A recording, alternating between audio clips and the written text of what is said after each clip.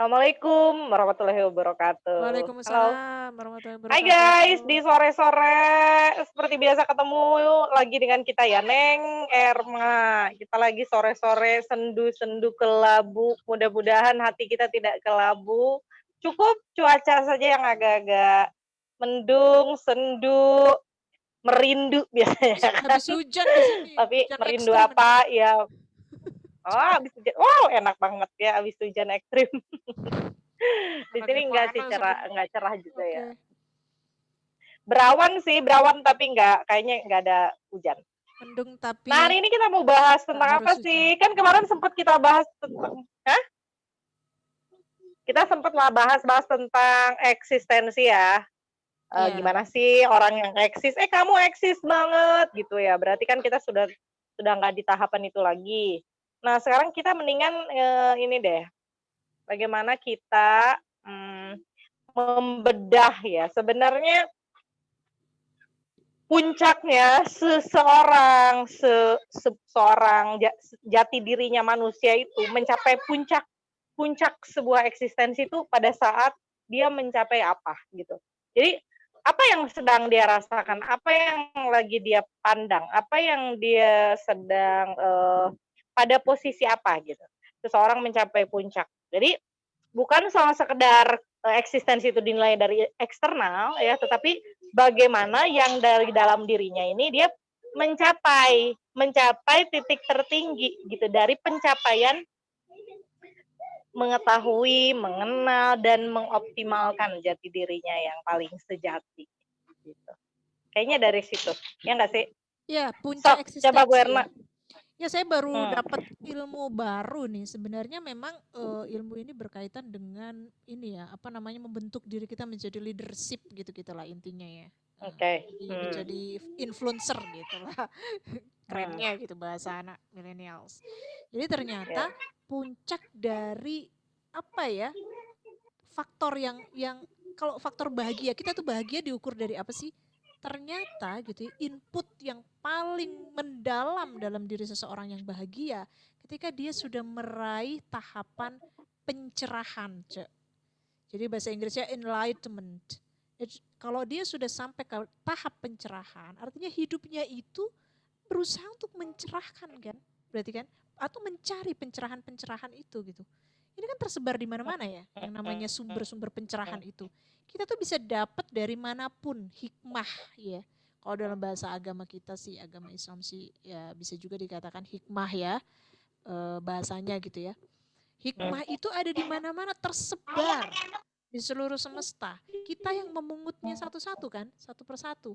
Nah, ternyata orang yang sudah sampai tahap itu, dia bisa melihat segala sesuatu secara hikmah, Hmm. Hmm. ya kan? Kemudian dia bisa memformulasikan hikmah itu menjadi satu Ya. pencerahan, ya. Jadi hidupnya Oke. itu dari satu pencerahan ke pencerahan yang lain gitu ya, maka ia sudah di tahap yang tertinggi mengenali dirinya dan mendayagunakan potensinya gitu. Ya, Yuk. jadi ternyata puncak dari kebahagiaan ketika dia sudah menemukan dirinya dalam hal pencerahan. Jadi yang saya bayangkan ya, yang saya bayangkan dengan tahap pencerahan itu seseorang itu menemukan kebenaran gitu ya dari hasil jeripaya pencariannya sendiri. Dia menemukan itu gitu ya. Itu yang pertama. Dan dia sudah dalam tahap meyakini kebenaran tersebut gitu kan. Dan apa ya, melakukan kontemplasi yang berkaitan dengan hikmah yang tersebar di seluruh alam semesta ini. Jadi dia memungut hikmah satu persatu gitu, memungut. Jadi setiap apapun, seburuk apapun kehidupan, dia bisa mengambil hikmahnya di situ. Dia ambil gitu kan. Itu menunjukkan sisi batiniah yang luar biasa ketika dia sudah dalam tahap pencerahan. Karena dia Hmm. akan memperkaya terus-menerus dirinya dengan pencerahan demi pencerahan. Dan juga nggak cuman itu ya, saya kira gitu. Pencerahannya itu akan hadir otomatis gitu ya kepada sekeliling dia gitu, ke lingkaran-lingkaran yang dia pengaruhi gitu. Menurut saya itu suatu yang gimana coba kalau menurutmu? Itu ternyata Cek ketika diteliti dia energinya tertinggi. energi yang ditimbulkan dari seseorang yang sudah dalam tahap enlightenment, pencerahan, itu tertinggi, yaitu sekitar 700. Energi yang muncul dari Oke. perasaan tenang dengan saya sudah mendapat pencerahan, saya sudah berada dalam Luar biasa. the way of life-nya itu adalah Ya, enlightenment sudah membawa gitu. Lalu cahaya ya, gitu maksudnya ya. iya Udah, jadi istilahnya itu dia sudah itu kan menggenggam kayaknya itu, dia sudah cahaya itu sudah ada dalam dirinya. Jadi artinya kemanapun dia berada, dia akan tetap menjadi cahaya gitu kan berarti. Itu bersinar kan kayak terus gitu ya gitu ya. berarti ya. Karena apa? Karena berarti tidak dalam tahap lagi penemuan ya kan. Hmm. Nah, berarti sebelum sampai di titik yang paling tinggi itu, bagaimana dia bisa memberikan energi yang tertinggi kepada dirinya terutama, dan kemudian itu akan memberi energi juga kepada orang lain, energi kebaikan, membawa semangat, membawa energi positif, begitu kan. Maka eh, artinya ada tahap lain yang sebelum sampai di situ gitu. Jadi yang tentu kita kemarin sempat bahas tentang bagaimana seseorang tuh bisa eksis. Yang pertama kan menemukan jati dirinya sendiri ya. Ya, Nah, setelah menemukan dirinya sendiri kan berarti dia harus sampai pada tahapan yang mungkin kalau dalam bahasa bahasa ikhlas, bahasa kita beragama, bahasa hmm. kita beribadah, itu ada dalam tahapan cinta gitu kan. Nah, berarti seseorang yang sudah tahu eksistensinya harus kemana, harus bagaimana, lalu dia melakukan segala sesuatunya, tidak hanya sekedar tuntutan ya, tuntutan norma, tuntutan lembaga, tuntutan baik buruk gitu kan, Ya, tuntutan harus atau tidak harus, pantas ya. tidak pantas gitu. Tetapi energi lain yang sudah lebih besar daripada itu yaitu cinta. Ya kan, gitu. Nah, beruntunglah berarti orang-orang yang today mau berapapun usianya hari ini, dia bisa menemukan cinta. Entah cinta apa saja gitu. Cinta terhadap pasangan, mungkin cinta terhadap alam, cinta terhadap hidupnya, cinta terhadap luka, cinta terhadap segala sesuatu yang terjadi gitu kan. Nah, makanya kenapa kemudian Mbah Nun kan sempat memberikan pencerahan juga kepada kita bahwa tahapan tertinggi dari ikhlas itu kan cinta, melakukan segala sesuatu dengan cinta, tidak hanya sekedar mengikhlaskan, mukhlisina lahuddin gitu kan. Nah, Iya. Ya, kalau kita sudah menemukan cinta ya, artinya apapun yang kita lakukan, apapun yang kita hadapi gitu, karena kita selalu melihat dari kacamata cinta, coba deh bayangkan orang yang dimabuk cinta gitu kan, orang di hadapannya tidak pernah salah gitu kan, orang di hadapannya atau siapapun dia itu untuknya itu adalah dari tanda-tanda tanda-tanda dari cinta, dan itu berarti kan orang itu sudah berada dalam tahapan yang berbahagia, walaupun mungkin sedang diiris-iris sembilu gitu kalau kata bahasa lagu ya, hatiku diiris bagai sembilu gitu karena katanya. cintanya itu yang lebih dominan dan lebih menguat Hmm, di dalam ya, dirinya gitu. Jadi dia bisa dibandingkan mengabaikan seluruh perasaan-perasaan luka, kita. darah gitu ya, ibaratnya Iya, akibat iya, daripadanya gitu kan. iya, Padahal iya, sebenarnya dia sedang menggenggam belati gitu kan. iya. Sebenarnya Jadi aku energi jadi ingat bentar, gue jadi ingat ini apa namanya, syair ya. Ada seseorang kayak bikin syair tuh begini, "Aku mencintaimu sampai mati, ibarat aku memegang, melati dan satu di tanganku satunya lagi memegang belati." Jadi artinya apa? Luka oleh belati itu tidak lagi terasa karena dia melihat melatinya gitu. Jadi, hmm, apa ya, syair nah kita naon ya? harus Belum bisa pernah dengar gue syair ya, gitu. ya syair zaman now lah. Ya, betul sih. Jadi sebenarnya cinta ini merupakan landasan. Jadi tadi itu kan kita bahas yang tertinggi itu adalah pencerahan. Di bawahnya itu Mmm, ada yang dinamakan dengan damai. Jadi maksudnya mmm, ketika dia merasakan ketenangan yang luar biasa, kalau kita mungkin sakinah begitu ya, bahasa agama mmm, ya, setidaknya gitu ya, sesuatu yang menenangkan, membuat kita nyaman, membuat apa ya? Ya kalau bahasa Al-Qur'an kan apa yang dipanggil di ayat itu, wahai mutmainah mutmainah. mutmainah, Mutmainah saya kira ya mungkin ya damai itu ya mutmainah. Jadi jiwa yang luar biasa tenang itu gitu kan. mmm, Dalam soal kehidupan tapi ini ya ketika dia masih hidup mmm, gitu ya. maka dia akan mendapatkan itu, dan itu energinya juga besar gitu, energi. Jadi di bawah pencerahan itu adalah dia akan merasakan suatu hal yang sangat tenang itu, dan di bawah ketenangan itu ada yang disebut dengan joy gitu ya. Sebelum di bawahnya lagi ada love itu. Jadi love ini sebenarnya adalah apa ya? Ketika seseorang sudah ada dalam tahap mencintai segala sesuatu, maka otomatis outputnya adalah dia akan merasakan nyaman. Joy itu kan menikmati segala apapun, dinikmati, sesakit apapun nikmat Iya. gitu kan. Dan Iya. setelah joy Ya apa? nggak Dia nikmat sih, damai. cuma Dia nggak damai nikmat itu juga, dia maksudnya mutmainah, sakinah. dinikmati gitu. Iya, dinikmati maksudnya. Joy itu adalah berusaha menikmati semuanya gitu. Iya, iya, Karena landasannya tapi cinta tadi loh ya, cinta iya. yang membuat dia sangat nikmat dalam semua aspek dalam kehidupannya.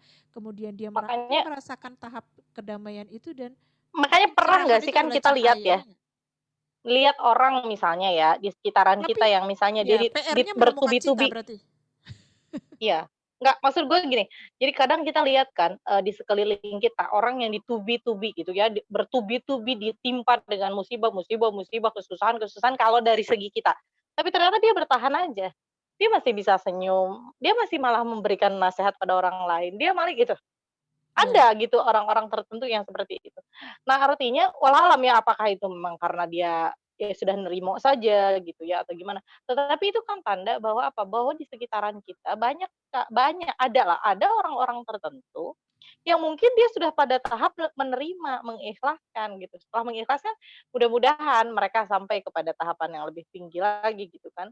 Agar apa? Agar kerelaannya itu kan bernilai, bermakna gitu. Artinya dalam hidup kita kan nggak hanya sekedar menerima. Kalau kita hanya sekedar menerima nasib saya begini ya, emang juga bisa menikmati aja. Tetapi tidak hanya sekedar itu. Jadi kita harus memaknai bahwa segala sesuatu yang menimpa itu adalah juga nikmat dari yang Maha Kuasa. Yeah. Kenapa? Karena kita bisa tahu kekuatan kita kalau kita ini diberi kesusahan misalnya. Kita bisa tahu bahwa apa? Memang hakikatnya manusia itu hatinya harus terluka gitu misalnya.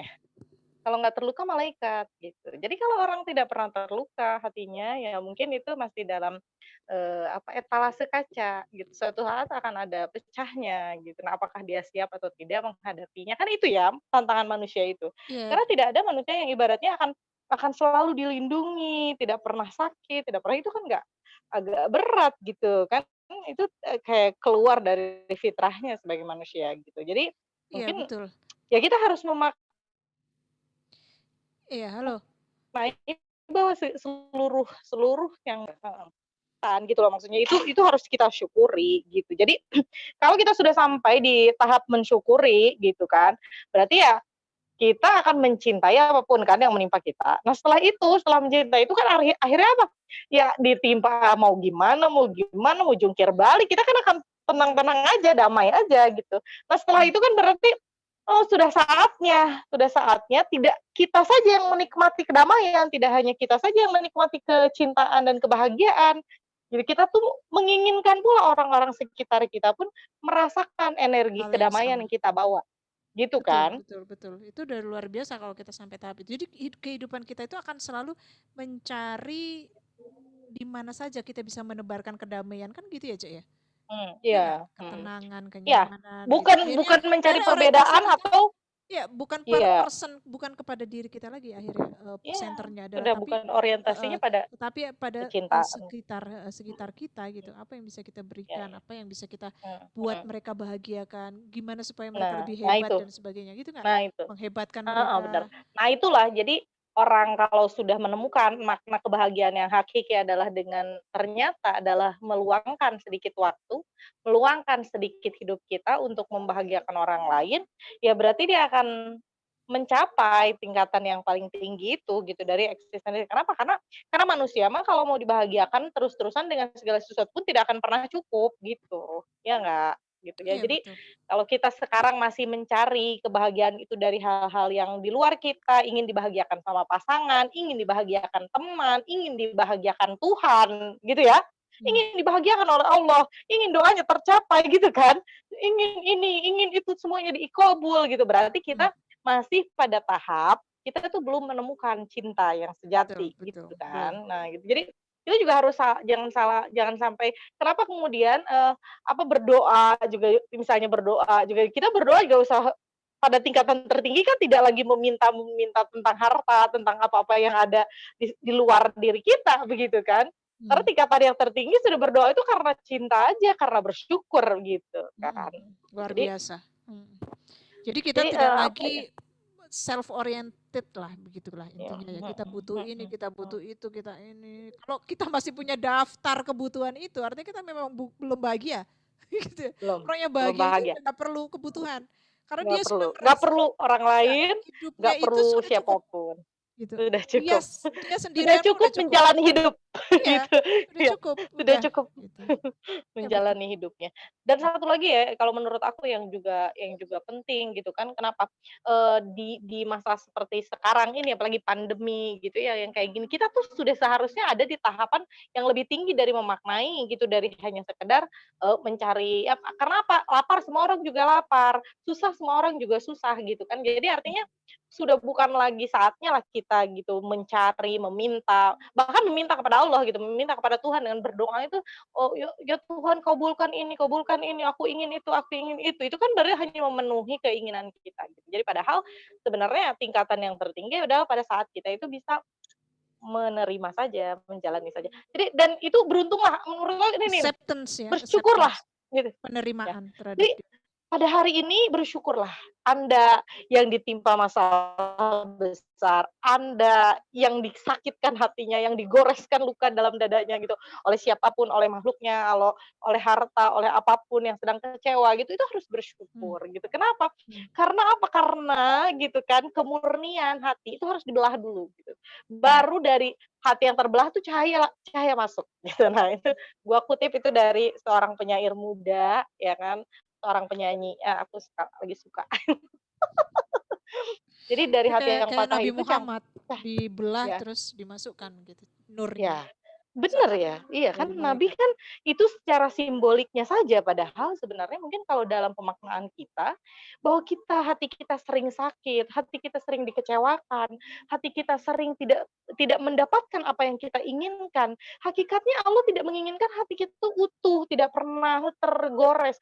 Allah ingin hati kita tuh digores-gores banyak, agar apa? Agar cahaya itu masuk, agar petunjuk itu masuk, agar dari hati yang patah-patah itu tumbuh gitu loh, tumbuh sesuatu yang menghidupkan gitu, yang menghidupkan, yang mencerahkan gitu. Jadi Ya, berbahagialah Anda yang hari ini sedang bersedih, ya kan? Yang hari ini sedang ditimpa masalah gitu kan. Ya, ya ingatlah bahwa cinta itu kan abadi ya. Kalau kita bisa hidup kok dengan semua hal yang ada di sekitar kita gitu. Tapi hati kita, perasaan kita kan itu tidak bisa dikendalikan. Kita mungkin tidak punya banyak segala macam apa namanya, keterbatasan gitu. Tapi kan pikiran kita kan tidak bisa dibatasi oleh apapun, bahkan oleh langit sekalipun. Benar begitu? iya betul dan saya kira dalam soal kita membahas mengenai eksistensi ini sangat kontekstual yang artinya bahwa jadilah dirimu sendiri juga kan. Jadi jangan hidup Ya. dengan persepsi kelompokmu, Oh komunitasmu, iya, ya ya kan bagus ya. kerumunanmu. Jadi logika yang kamu bangun itu apa sih yang membuat kamu sendiri nyaman tuh apa? Itu aja gitu loh. Itu aja. Hmm, Jangan pikirkan tapi kan nanti kalau aku ya, melakukan ini nggak disetujui sama ya, kelompokku, wah bisa hmm, berabe gitu. Jadi akhirnya yang ya, digunakan adalah yang dari kelompoknya itu. Padahal ya. itu tidak nyaman untuk dia misalnya begitu. Akhirnya dia Hmm, lakukan itu. Itu hmm. kan kayak krisis identitas sebenarnya. Jadi Ya. identitas Apa kelompok mungkin itu apa mungkin yang menjadi apa mungkin dia standar. mencari bahagia? Apa mungkin, Dia dia, berkedok, berpikir dia apa mungkin mencari pikirannya kedok-kedok bahwa gitu. kebahagiaan itu ada di sana? Bisa Jadi jadi. kalau kalau sama dengan orang lain, kalau Kalau seini gitu kuat dengan gitu orang ya. iya maksudnya Kalau harus, bersama-sama dengan solid, ciri-ciri kuat A, gitu ya. B, C, Membangun D identitas gitu kuat. kan. Iya. Ya Jadi tapi kan kita manusia semuanya unik ya, nggak ada yang sama sekali. iya, Terus iya kalau betul. memang kita ini paling idealnya, the perfect life dari seorang manusia adalah sama, sama seperti A, B, C, D, E, F, G, H, terus untuk apa kita diciptakan berbeda-beda gitu kan. Iya, iya. Ya artinya artinya Iya. ada kekhasan yang harus Iya selalu kita betul. pertahankan. Setuju, setuju. Ada lagi tuh yang tadi soal cinta Apa tuh. tuh? Gue jadi inget nih Hmm, film-filmnya. apa? Film-filmnya Hmm, itu sebenarnya dari Asma Nadia ya kalau nggak salah ya itu ya. ya. Yang cinta Hmm, lelaki biasa itu. Jadi dia cerita oh, tentang pokoknya apa mencintai lah ya, saling mencintai terus menikah hmm, begitu ya intinya ya. Nah, ketika hmm, menikah ini perempuan ini istrinya ini terbentur kecelakaan dan dia lupa semuanya ya. Lupa sampai hmm, lupa dengan suaminya juga gitu intinya begitu. Nah, ketika dalam perjalanan lupa itu kan dia harus diingatkan nih gitu ya, diingatkan kan hmm, amnesia yang jenis dia lupa semua. Nah, ketika dia kemudian diingatkan dengan potongan-potongan memori gitu ya, terus dia hmm, mulai ingat, hmm. tapi kan dia belum tumbuh cinta, namanya juga baru ingat gitu ya, baru ingat siapa kamu gitu. Nah, Ya. kemudian Hmm, si perempuan ini bilang gini, ya udah oke lah kalau gitu aku percaya gitu. Kan gini tahapannya hmm, tahu, percaya, cinta gitu ya. Ini kan dia hmm, masih masih tahap tahu aja dia nggak tahu siapa dia. hmm, Nah, ini masih membangun hmm. tahu. Terus akhirnya Iya. udah dalam tahap udah berupaya keras ini si suaminya supaya dia inget siapa dia gitu ya. Hmm, Akhirnya hmm, ya udah deh kalau gitu aku percaya udah banyak banget data yang kamu tunjukin gitu. Aku percaya kalau hmm, kamu hmm, suamiku aku adalah istrimu gitu ya. hmm, Tapi bukan tapi terus dia bilang gini, ya udah kalau gitu mulai sekarang aku komit gini. Aku akan melayani tugasku sebagai istri. Udah katanya. hmm, Udah kan itu akan membagiankan kamu kan gitu. Intinya gitulah ya. Udah cukup kan gitu. Aku janji aku hmm. akan mengerjakan seluruh tugas-tugasku sebagai seorang istri. Udah. Tuh, dan kita hidup bersama. Terus kata suaminya apa coba? Justru dia pada saat itu dia Hmm. menangis dan dia bilang gini, kalau gitu caranya, kamu nggak perlu hidup bersamaku. Lebih baik kita Hmm. nggak usah hidup bersama. Karena kita dulu, Ah, ada cinta yang ya seperti itu di karena manakah dulu, bisa aku dapatkan? bukan, dia bilang karena dulu kita menikah itu landasannya bukan tugas kewajiban. Tapi kita menikah Iya, karena kita dulu saling mencintai. Kalau itu tidak iya. Tapi ada, kan itu tanda dari sang lelaki yang begitu mencintainya, begitu iya, tulus, iya, ya kan? betul, betul. Sampai Jadi dia begitu. dia nggak mau. Jadi dia kayak jangan, aku nggak mau kayak gitu, gitu. Aku nggak mau membangun kehidupan rumah tangga itu hanya tugas dan kewajiban. Justru aku nggak mau itu deh. Dan akhirnya mereka Padahal luar the biasa. perfect marriage adalah perfect Jadi wife, perfect ada nggak husband. maksud gua Perfect ada wife nggak yang dan berpikir begitu maksudnya apa? gitu? Iya, Perfect wife. iya. Ya berarti dapat di mana itu cinta seperti itu? Makanya justru itu kan geleng-geleng gitu ya. Makanya Kan kita makanya guys, kita ya kan yang niat ya, udah cukup. Gitu kan? Sama ini mm, kan ya ini asmana dia bagus juga gitu loh maksud gua gitu. Maksudnya ya dia melihat perspektif bahwa cinta itu sangat dibutuhkan dan itu landasan gitu. Seorang menikah dengan siapa itu pemilihannya. Kenapa kenapa dia gitu. pantas pantas Ya enggak?